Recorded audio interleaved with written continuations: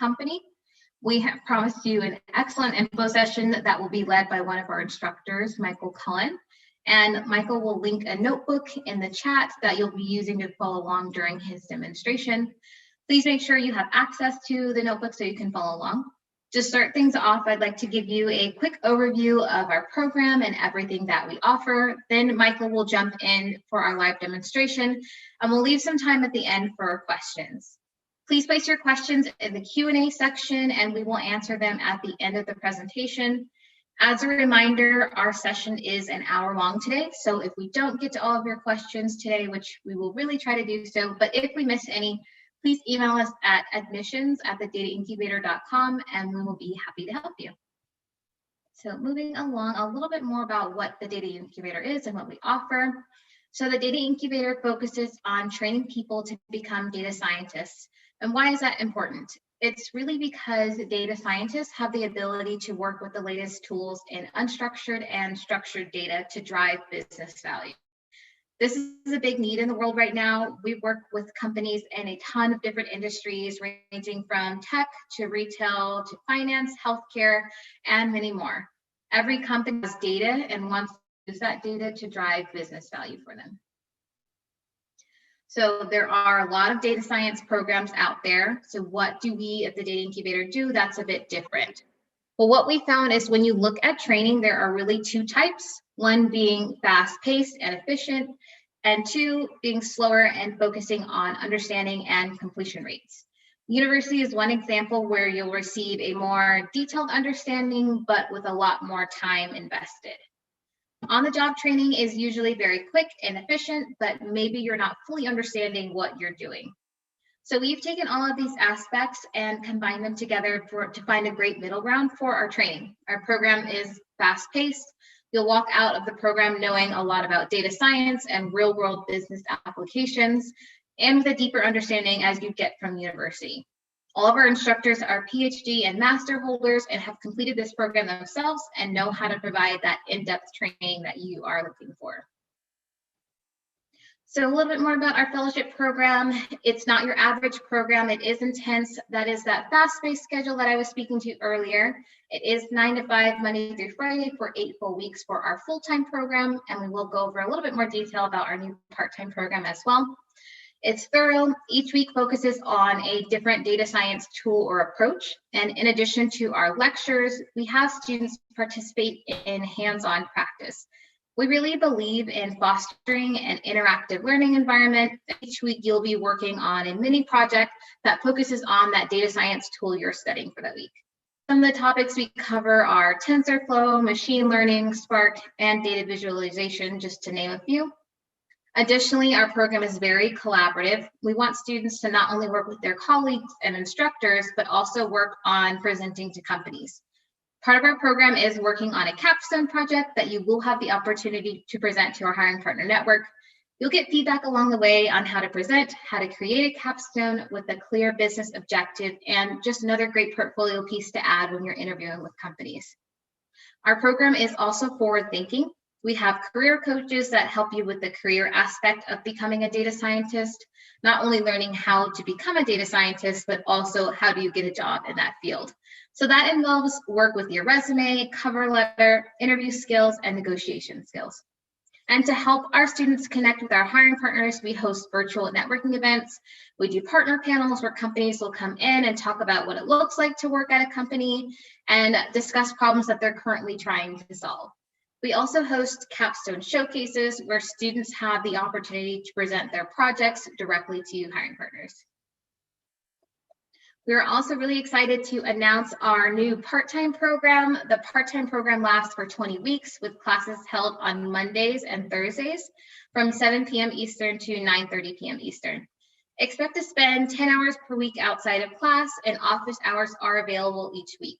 You will receive the same excellent curriculum and training, but at a slower pace. The sessions are live and instructor-led, so you are still able to interact with your instructor, your classmates, and ask questions. Here's an overview of our curriculum for our full-time and part-time program broken down by week. So please feel free to email us admissions@thedataincubator.com if you'd like a link to this for a more detailed overview of what we'll be teaching and some of the prerequisites for each week. So we admit two types of students into our program. Fellows are offered tuition-free scholarships, and we offer a limited number of these scholarships to highly qualified candidates. Fellows are expected to leave any current employment to attend our programs and are expected to interview exclusively with our hiring partners. I will add there that fellow spots are only applicable to our full-time program. In our part-time program, we admit scholars, and scholars will pay tuition to participate in our program. They are not required to interview solely with our hiring partner network and may maintain any current employment. Scholars still have access to the same curriculum and resources and tools as our fellow students. So you will have all of that same resources available to you. So that is just a little bit about our program. I will now pass off to Michael to lead you through our live data science demo, and I will come back on at the end to help answer any questions. Great, thank you so much, Sierra. And I'm going to send out some links here. So as Sierra mentioned, we're going to be kind of going from a, let's make sure I'm sending this to everybody. We're going to be going from a GitHub repo and some kind of connected Jupyter notebooks through Binder. So I'm going to send out, this is the link to the repository, and you will find in the README there, you'll find a link as well to the to launch on Binder, but you can also start from here if you'd prefer. So I'll get my screen share going here. And here's the repository where we'll start out with. So again, if you landed here, click Launch Binder and we'll be getting into it. But we're going to go through kind of a sample case study data science problem today and sort of building up the beginnings of something that we could share with our colleagues and collaborators, like as kind of the, again, beginnings of like a standalone app. So once you launch Binder, you'll probably see something like this for a minute or two, and you will land at this page afterwards. If you have not seen this sort of thing before, we're working in a Jupyter notebook server right now. A lot of people are seem to be pretty familiar with this. It's kind of a ubiquitous tool in like data science and reproducible and interactive research and programming. And this is just our little file browser. So let's get right into it with this first notebook. Click on O1, voila, example. And again, if you have not seen a Jupyter notebook, you're looking at one now. It is, like I said, kind of ubiquitous in data science and related fields. It's just this kind of little format and associated software that lets us kind of have interactive blocks of code that we can run kind of modular chunk at a time, as well as nice, like kind of richly formatted markdown and some interactive widgets and stuff like that. So as we go through this, if you are following along in the notebook on your own machines, please be sure that you're executing every chunk, every block of code as we go along. So you might hit this little run button up here. You could also hold Shift and press Enter, which is what I'm going to be doing, just a little bit of a shortcut key. Okay, so this is a Jupyter notebook. It's, again, certainly very nice, but we're going to be introducing kind of a, I guess, sort of a related tool called Voila, which lets us turn a notebook like this into a standalone app. And what are some of the benefits here? Well, for one thing, if we wanted to write something kind of in a notebook and give it to someone else, if we use Voila, it will, by default, keep them from executing arbitrary code blocks. So if I sent you a notebook that does all this stuff, you could run that notebook, but you could also make a new code cell and say, 1 + 1 and get 2 out, or you could write much more malicious code. And Voila is going to control, it's going to sort of put a cap on what the front-end user can actually execute. It's going to be restricted just to the stuff we already wrote in the notebook.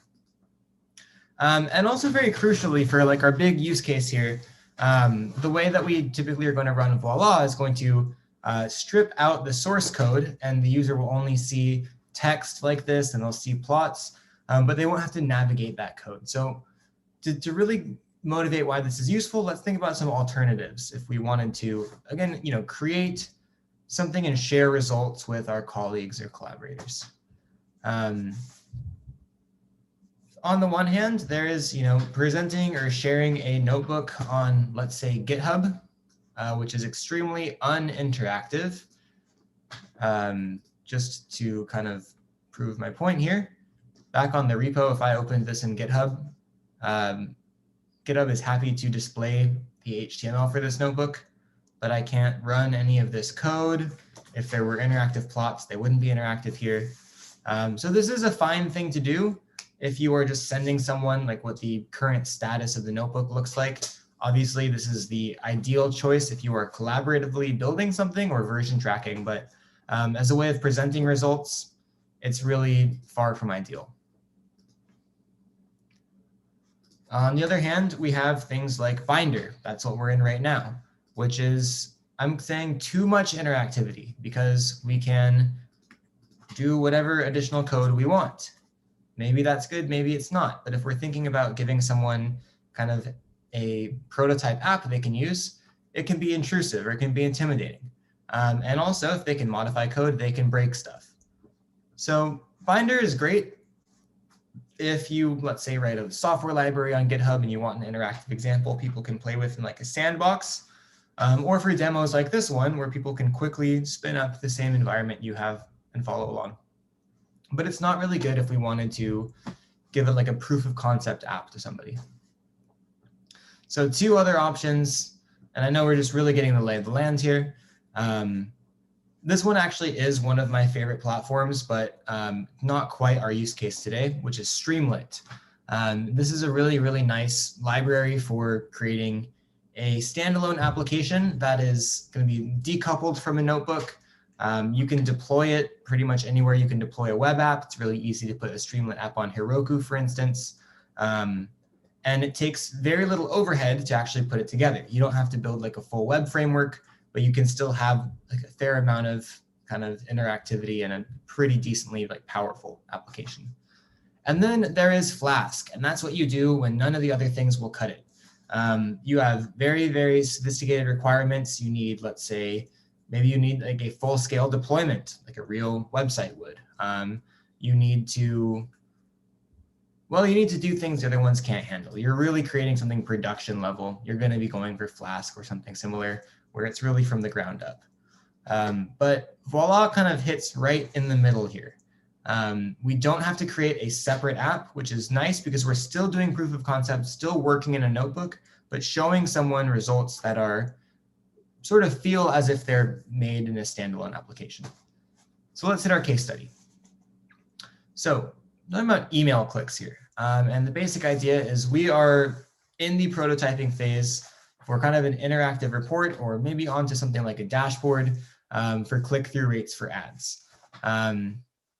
Could be ads, could be emails, I guess. This is what we have. So this is something that we want to give to our marketing team. And they're not experienced with Python. They're not experienced with Jupyter Notebooks. So if we're starting to put together, like, let's say, some interactive plots and say, you know, are these the sorts of things you're looking for? How can we change these? How can we make this more useful? We don't want them to have to get set up with a GitHub account, to clone the repository, to install the right Python distribution, get Jupyter going, manage environments with Conda, navigate all this code as they're looking at results. They just need to see what runs. So in the future, getting into something, like I said, like Streamlight would be great once we knew what they wanted to see in the app, basically. But we want quick iteration time here. So for getting through the project requirements, for just communicating back and forth, we don't want to keep moving code in between a notebook where it's going to be very easy to play around with it, and some app that we have to kind of develop in tandem and then deploy and all that stuff. So that's kind of our user, right? And some of the questions they have: who are our users? Who are the users who are clicking on stuff? Who should we be targeting more? And so with these questions in mind, we'll start trying to parse some of this out kind of through visualizations, doing some rudimentary clustering as well. So even a little bit of machine learning and topic modeling along the way.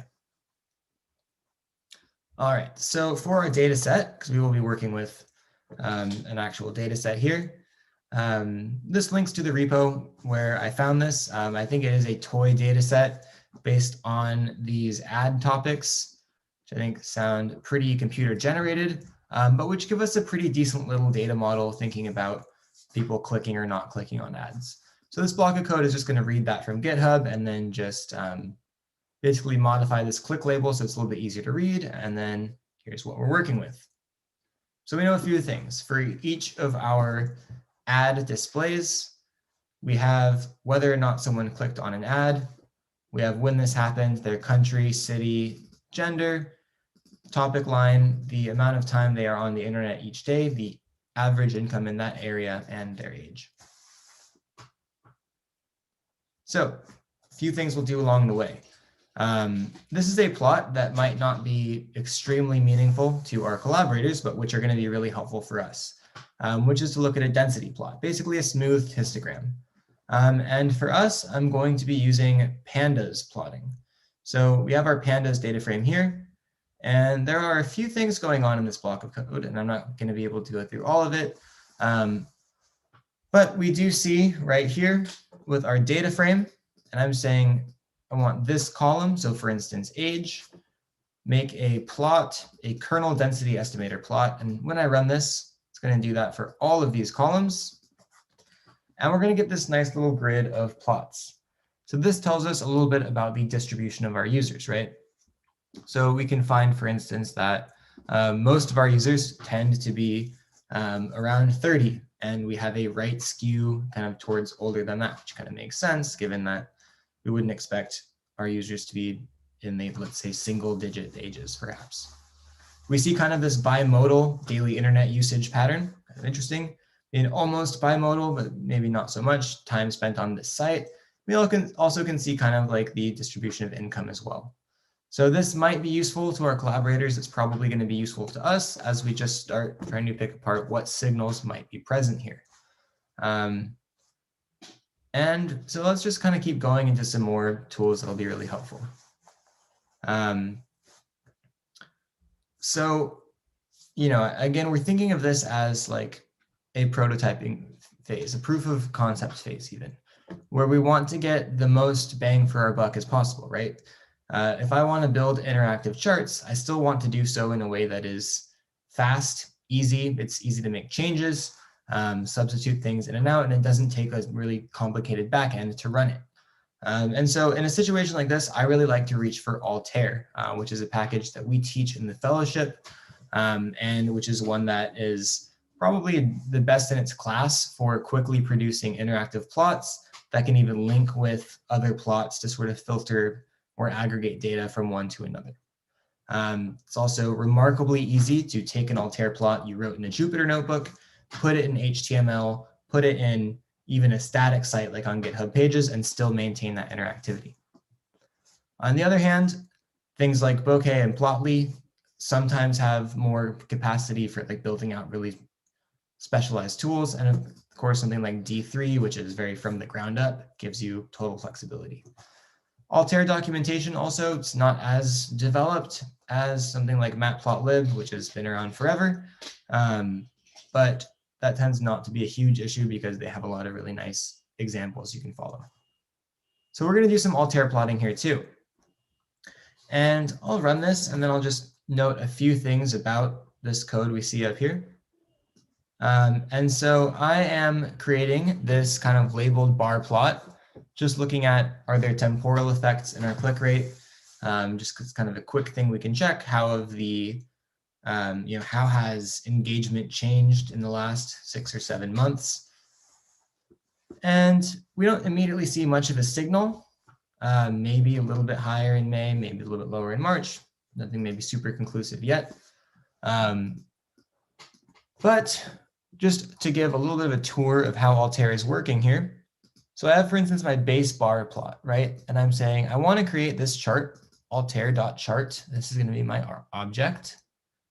It's based on my pandas data frame. And I'm giving it this title, which we see reflected down here. It's going to be a bar plot. I want to specify the width of those bars. And then I want to create an encoding. So the x-axis is going to be the month. And the y-axis is going to be the average, the mean, right, of when someone clicked on the ad. So notice that even in here, we're able to do things like aggregate. I could change this to sum. And I can change it also to count if I so desired. Although I guess I'm actually kind of changing things around a little bit too much. But that's kind of our initial thing here, right? Creating this object, saying what kind of a mark I want. So here I'm creating text and I'm saying I would like to then add in some text that has the, in this case, the average of how many people clicked. And I'd like to place that on these bars. So I'm using another chart to create that direct label, and then I'm layering those right here. So even in just a few lines of code, Altair is giving us a lot of flexibility to make some pretty interesting and compelling visualizations. Now, the topic of this one, maybe not so compelling, but the tools that we've been afforded in just a few lines of code going to be pretty helpful as we keep going. So where does this start to shine? Well, we're going to make a linked plot now, something that'll start being more useful to our end users.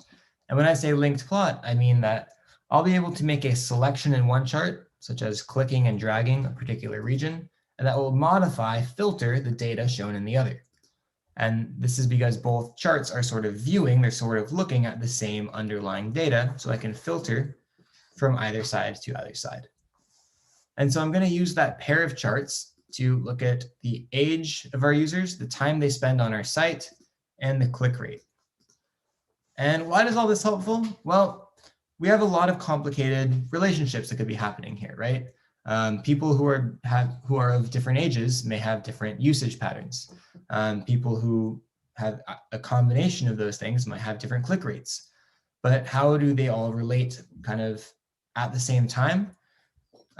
This linked interactive chart not only can display this kind of complex relationship, but it can help our users discover it for themselves. So they're really going to be able to buy in more because they'll have a stake in the analysis. So let's try this out. And so what we see now in color, orange for clicks and gray for no clicks. And so that's telling us a few things. One, we're seeing that older users are going to be having a higher click rate because more of their bars are, like a greater proportion of that bar is orange. But we see a couple other things. So that's what the click rate tells us. If we look at the sum of clicks, however, it looks like this orange bar is about the same height as we decrease in age. Save maybe for, it's about the same height, but the click rate's decreasing. Maybe that is some signal for us. We also note that people who spend less time on the site each day have a much higher click rate. And to demonstrate that interactivity though, note that I can create this selection over here and I can start to move it across. And I can say, I just want to see people who are of various ages, right? So what do my users who are over 50 look like? Well, it looks like, they're tending to spend a little bit less time on the site. And as I get younger and younger, notice that right around, as I get younger, the time on the site is also increasing. And so again, we're able to just see a lot of this at once. Likewise, if I said, who are my users who spend more than 70 minutes on the site? That is going to correspond to this younger group with a lower click rate. Who are my users spending less than 70 minutes? Well, that actually is a much more uniform group with a much more uniform click rate. And neither of those, this kind of three-way relationship is not immediately clear with either of these plots. So just kind of one of the powerful things about Altair. And again, this is something we're accomplishing in relatively little code, right? I have a chart on the left, I have a chart on the right, and in there I'm doing a few things. I'm saying, let's create this thing I can make selections with. Let's, encode, again, bar plots. Let's say that I want to filter the data according to those selections. Let's say that I can make a selection on the chart.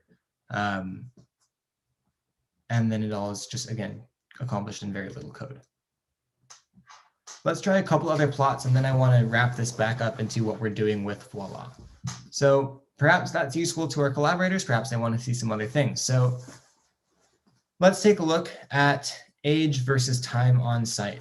And so here's going to be kind of a stacked histogram. the daily time someone spends on the site, kind of in bins of 5 minutes.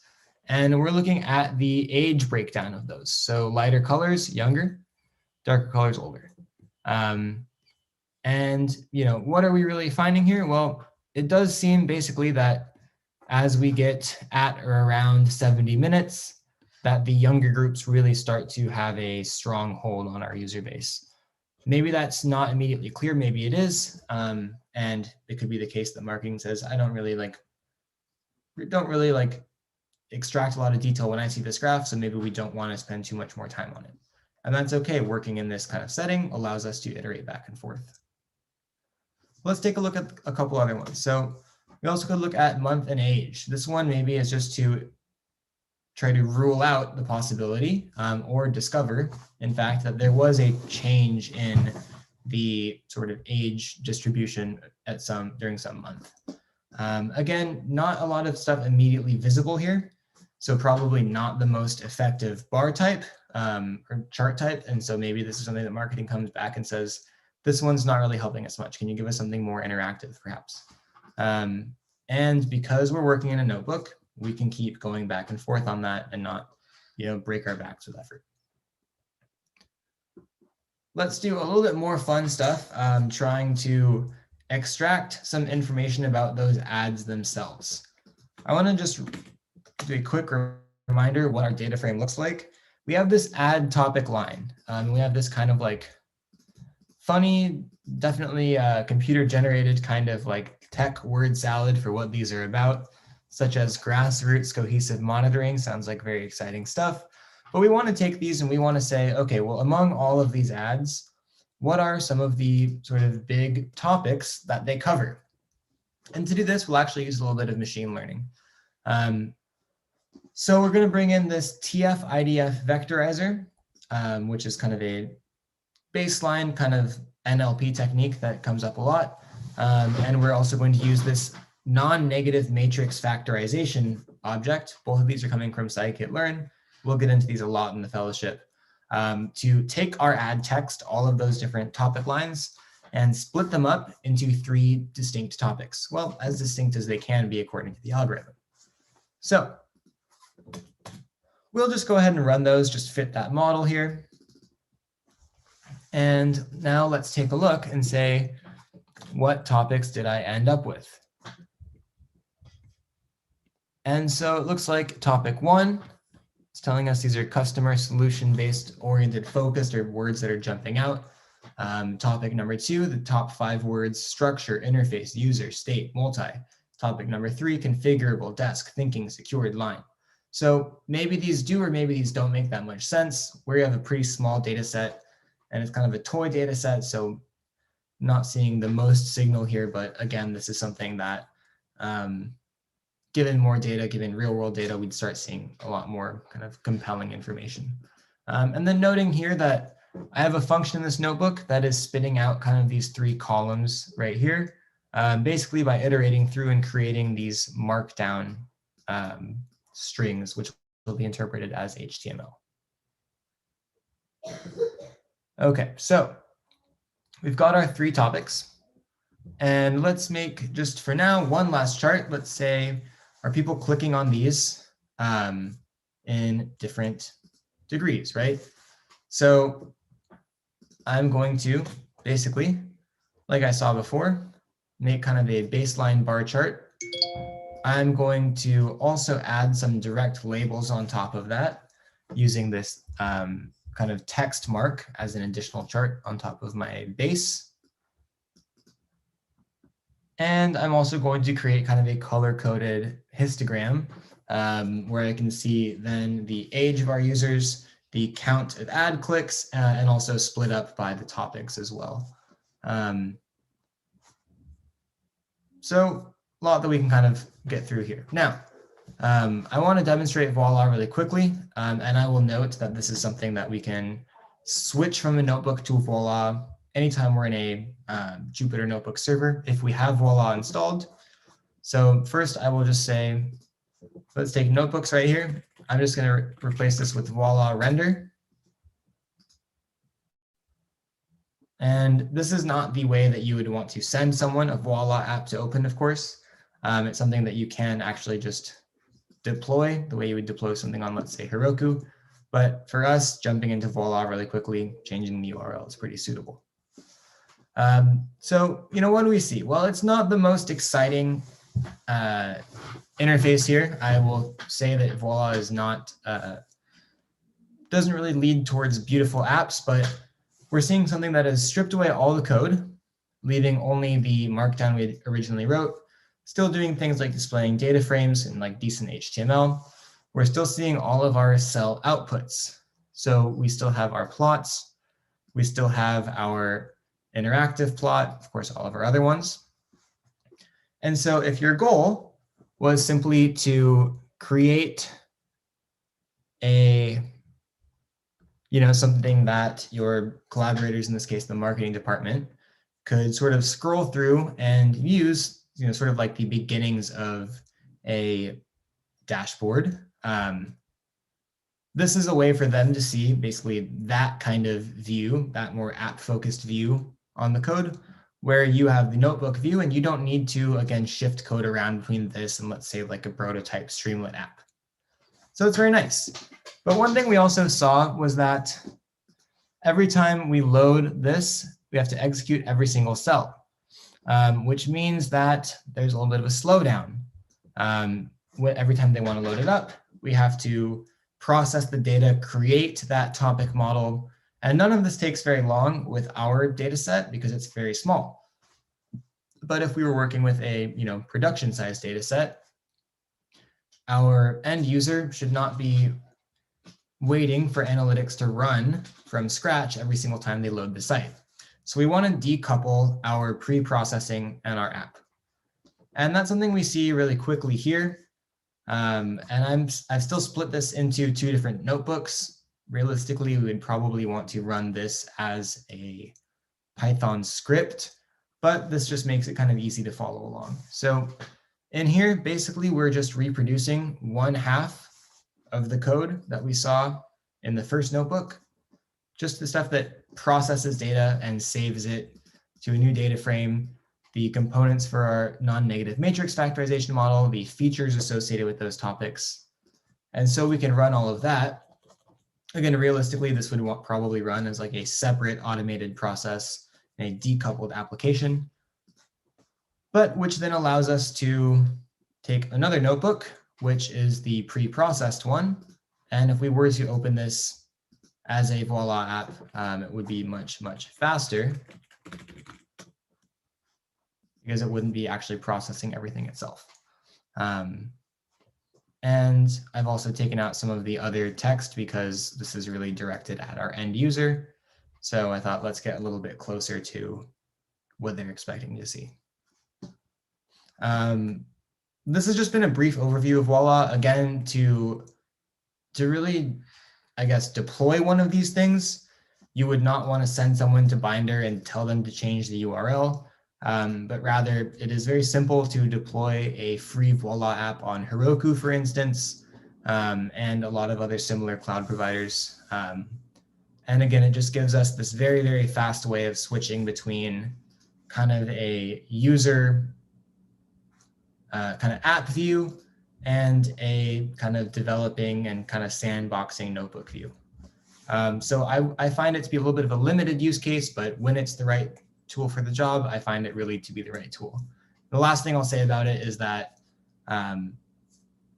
this tends to be a very effective sort of first step for building a deliverable or something to present live from a live demo of your capstone project. So you don't want to take the time to build a Flask app right away. But if you really want to stand out, in the interview process and you've been doing stuff in a notebook, Voila gives you a way of showing just your results and not, huge blocks of pre-processing code that you're scrolling through to try to get to the charts you want to show. Very effective way to do that. All right, so that is the main content of my presentation for today. Hopefully everyone found this to be insightful and instructive and is excited to play with some of these new tools that we demoed. So I'll turn things back over to Sierra now. Thanks, Michael. Let's see if I can share my screen again. So just continuing on a little bit more about our fellowship program and our employment rates. A big component of our program that we really pride ourselves in is helping our students not only grasp data science concepts, similar to what Michael showed you today in his presentation, but also helping you get placed in your field. So we see 97% of our students that go through our program are currently employed outside of academia, and 82% are employed within 6 months of completing the program. Those are really great numbers. We are very proud of them and have worked really hard for them as well. That's part of the challenge, not only learning content, but being able to transition into a data science role. That's really where our program stands out because we help you to do both. So where are our graduates now? Where are they working? What are they doing? Our graduates are working in 55 different industries. Some of the most common industries we see are computer software, internet, IT, financial services, and biotech. And some of the typical job titles we see are data scientist, data analyst, research scientist, software developer, product manager, and many more. These titles and roles vary depending on the company and industry, but these are some of the roles that we've placed in the past. Here's a short list of some of our hiring partners. You are also able to email us at admissions@thedataincubator.com for a more detailed list of our hiring partners. So a little short list about our financial options. So we've seen a couple questions in the Q&A in the chat asking if we offer any financial options or assistance, and the answer is yes, we do. Especially during times like these, it's hard because people may have extra time to participate in our program, but limited cash flow. So we want to help you with that. We've partnered with Leap to provide an income sharing agreement. It's great. You can participate in our program with just the deposit down, and you won't be required to make any payments until you've graduated and are working and earning more than $40,000 annually. We also provide loans through Skills Fund. And then in addition to that, so those would be our two offerings that we'll be offering for spring.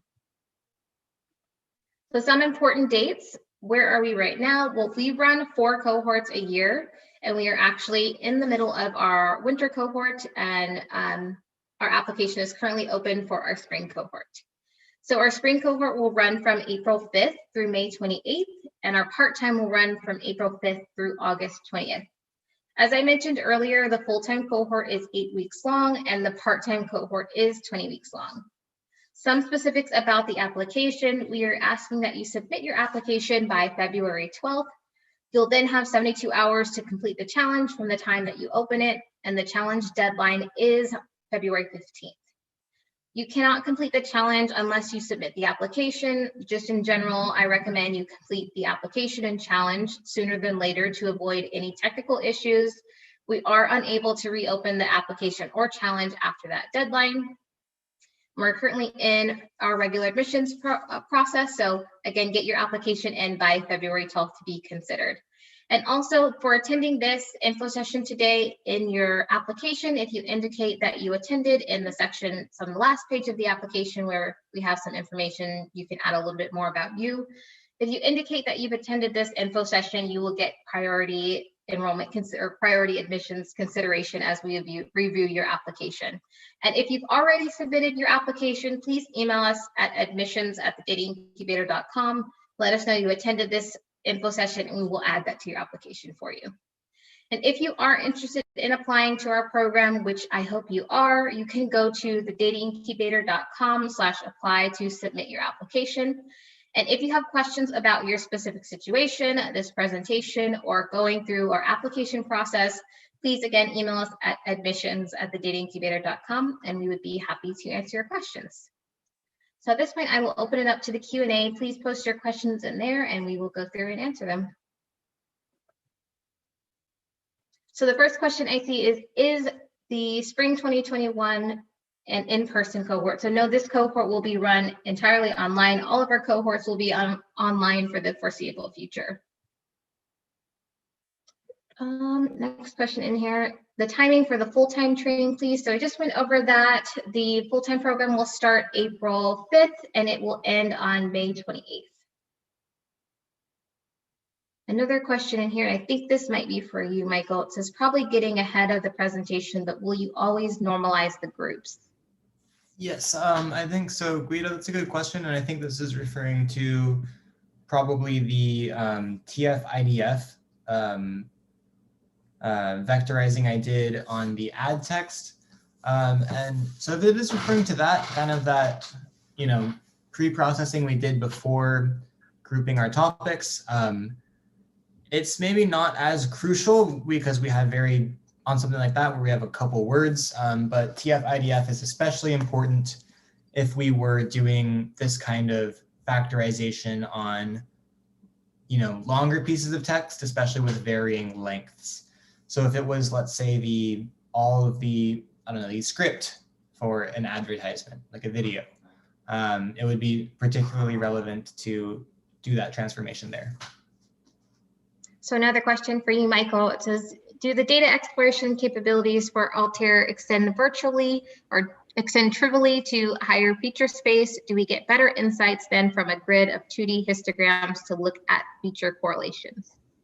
All right. On the first one, depending on what you mean by higher feature space, I mean, if you mean extending to a literal higher dimensional visualization, like a plot of 3D points, I think there is maybe limited possibility to that in Altair, but perhaps if you just mean handling more features and being able to navigate interactively, there's a lot that you can do with, again, linking multiple plots, or even just with kind of interactively selecting features kind of all in one thing.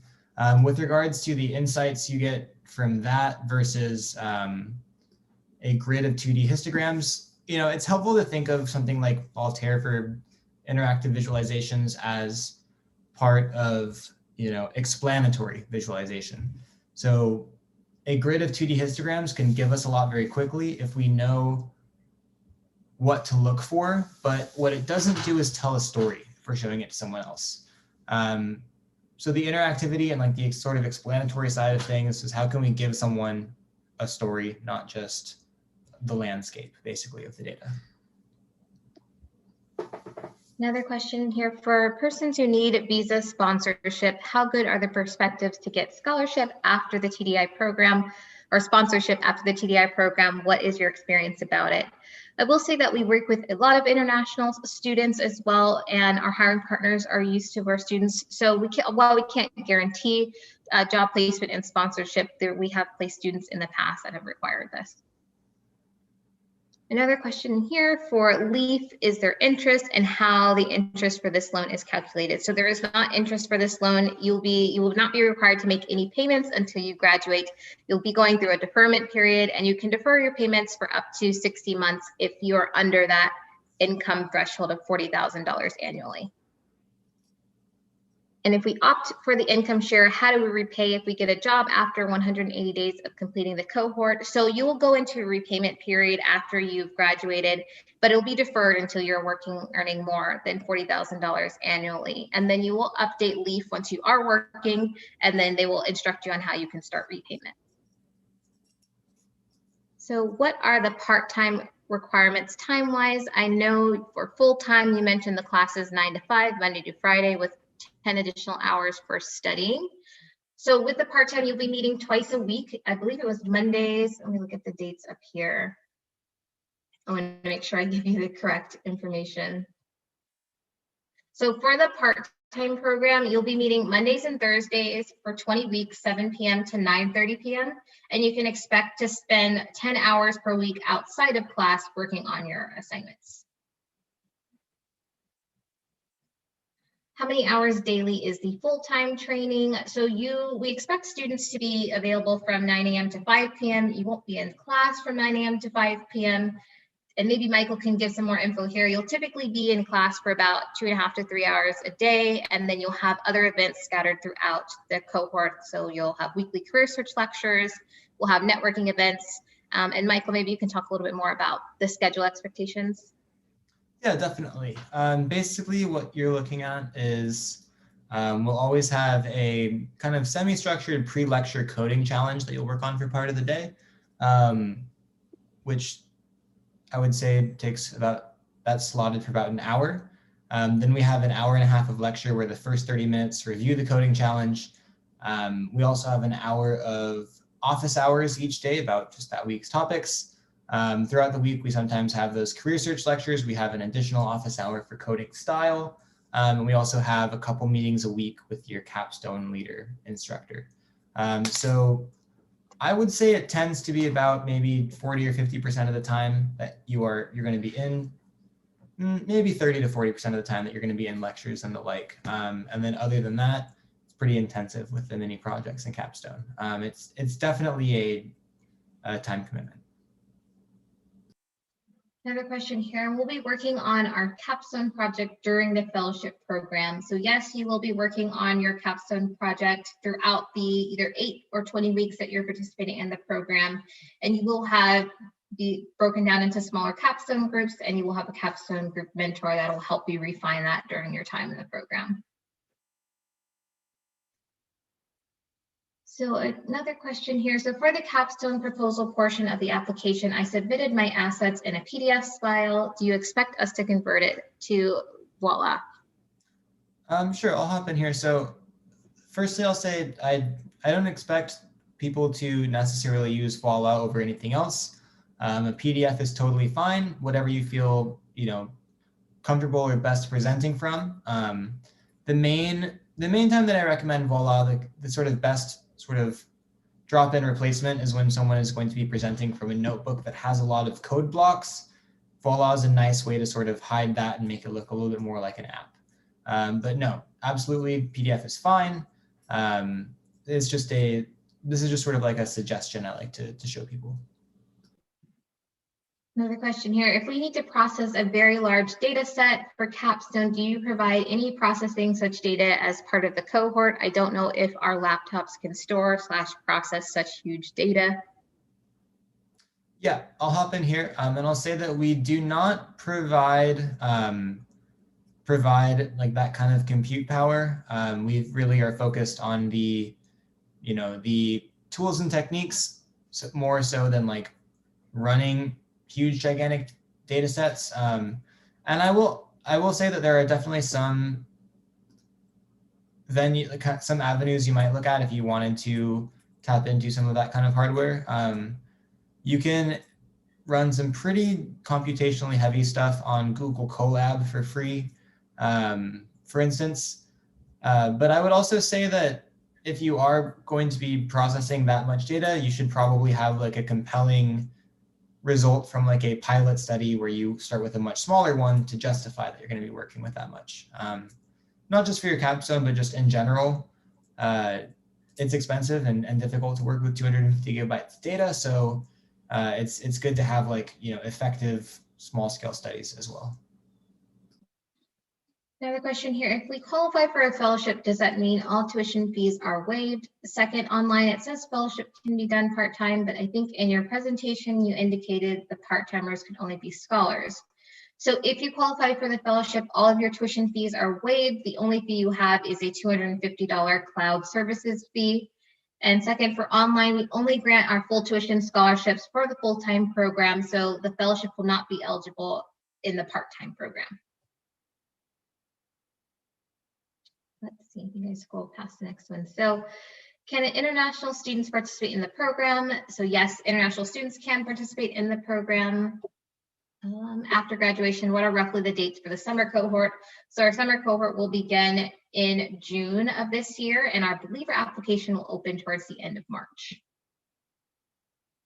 What are the course costs for full-time and for part-time? So for full-time and part-time, the costs are the same. It is $10,000, and we do offer a variety of discounts or finance options. So like we mentioned, we have our income sharing agreement through LEAF, and then we also have our traditional loans through Skills Fund. And for our students that are cash paying for regular admissions, you'll receive $1,000 off your tuition. So it'll be $9,000 in that case. If someone is accepted for the full-time program, is it possible to change it to part-time? It is possible to change it to part-time as long as you do so before the deposit deadline. Is the $40,000 annual income flexible for the ISA? So that will be the minimum requirement. It is not flexible. So once you are meeting that income threshold after graduation, then you'll be required to start repayment. Can we change our capstone project? Yes, you can change your capstone project. I believe we just like you to have a finalized idea within the first week of the program, but up until then, you can change your project and work with your mentor throughout the program if you have any ideas as well. So is the expectation that we learn these techniques during the fellowship or have strong familiarity upon admission? I think this is a question for you, Michael, in reference to your presentation. Sure, yeah. So we admit people who have a kind of varied backgrounds. Typically, like we might see some people who have a strong, background in statistics or mathematics, but not as much on the coding side, or vice versa, or maybe they have more like business acumen but are building up the coding stuff. So firstly, I will say that we have a very like hit the ground running kind of approach, because we cover, we're getting everybody up to speed from all those different directions. So you may not have familiarity with all these techniques upon admission, and we have a lot of people who are coming to learn them. And for what it's worth, like the pacing how I was kind of covering a lot of the topics in this demo, of course, is much faster than in the lectures, because we actually, have time to introduce stuff. And here I was trying to give a little bit of an end-to-end example. Another question here. For admissions, we need to know coding. So the program is not for someone who has very basic coding knowledge and wants to learn coding, SQL, Python for data science roles. So we do expect our applicants to be familiar with at least one programming language to apply. The program emphasizes Python, and many of our students have experience in other coding languages. So you would want to come to the admissions into the program if you have that at least one knowledge of a programming language. So are there any example challenge problems for practicing or to understand what is expected from us? I think Michael, if you could answer this one as well. Sure. So generally speaking, the coding challenges that we look at are, I mean, if this is, I guess, in reference to like the daily coding challenges, these tend to be more kind of computer science focused, the sorts of questions you might expect to be asked in an interview for a data scientist position.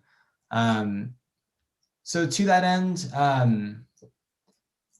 don't know that any immediately jump to the front of my mind, but I will say there are a lot of like probability questions and kind of combinatorics questions that are best handled by like computer science algorithms.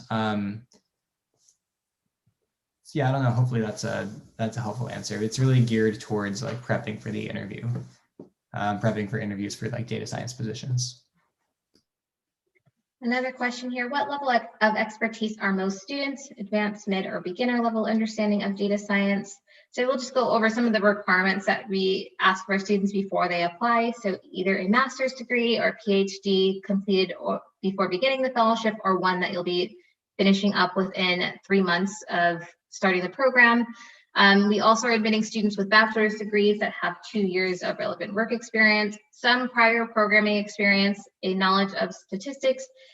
So those will be the core requirements for applying into our program. We do see a variety of students. So some of our students are coming to us directly out of academia, and others have some previous work experience. So it varies, but those would be the core requirements for admission into the program. So this question, I'm not so sure. It says, and what proportion for full-time versus part-time? Is this in reference to our total cohort size? And maybe if in the Q&A, you can add on to that question. We can come back to that if we have time.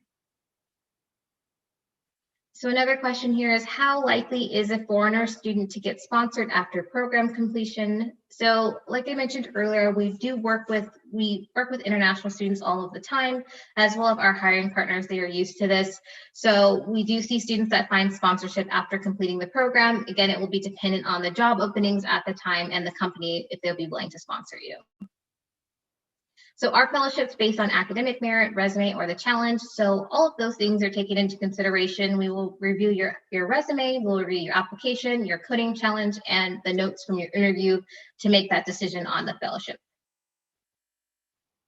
Another question here, will lectures of the TDI program be recorded so one can review them afterwards? They are recorded and available by request.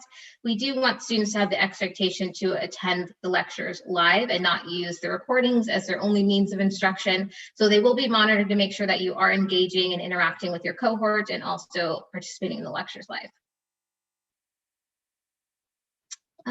Let's see. So the question here, students as a whole on average in each cohort, full-time versus part-time. So we don't have that statistic yet. This is our first time running our part-time cohort, and we do gather that information on 6 months basis. So we'll have some more information for you guys about the part-time program and how that breaks down in about 6 months from now. So thank you. Question for the stat given for graduates that found roles after completing the program. What is the average salary reported for those that found employment, or do they report a percentage salary increase? So we see on average, our students are placed anywhere from making $80,000 to $130,000 annually. So another question here, if we have a strong background in math and beginner level of the coding, could we apply for fellowship? I definitely would encourage you to apply. I think once you get through the application and the coding challenge, you can see if this would be the right fit for you. We see students with a variety of backgrounds, like Michael mentioned. Some have stronger math or statistics backgrounds, and they find that they are able to learn relatively quickly and be successful in this program. I don't see any other questions in the Q&A. We have a couple more minutes, maybe one more. Another question here is, does the application have any cost? So there is no cost to complete your application. And is there a program that for companies to introduce within the workforce? So we do have a hiring partner network, and once you are enrolled in our program, you will have access to apply directly to your hiring partners. We host their information in a database that you can review open postings. And then we also have a team of placement and recruitment managers that will help partner with you to find job placement. So they'll connect you with roles, they will send out active opportunities for you, maybe help answer some questions about the hiring partner and help you prepare for the interview. I will say, if we don't get to all your questions, I see a lot more popping into the chat. Please email us again at admissions@thedataincubator.com. As a reminder, the deadline to complete your application is February 12th, and then the deadline to complete your challenge is February 15th. As I mentioned earlier, please indicate that you attended this info session so that you can have priority review. And if you've already submitted your application, you can include that in an email as well. One last question, does this program prepare us to interview as well? So we do assist you with interviewing. We host weekly career search lectures in addition to the career services that we offer. So there are topics such as interviewing, there are negotiation, we will help you with how to tell your story. So you'll have a lot of opportunity to learn and prepare to interview, and then you'll have that resource of the placement and recruitment managers to help you prepare specific to the different hiring partners that you'll be applying to. So let's see, so is there any preference for fellowship via early application, like a higher chance of getting a fellowship with early application? So we accept fellows for our full-time program in early admissions and regular admissions. So we encourage you to put your application in for reviews and for the potential of receiving that fellowship spot. So it looks like we are right at time. I apologize if we didn't get to all of your questions today. Like I mentioned, please email us at admissions@thedataincubator.com and get your applications in. So hopefully we can see you as part of our spring cohort. Thanks so much for joining us today, everyone, and have a great day.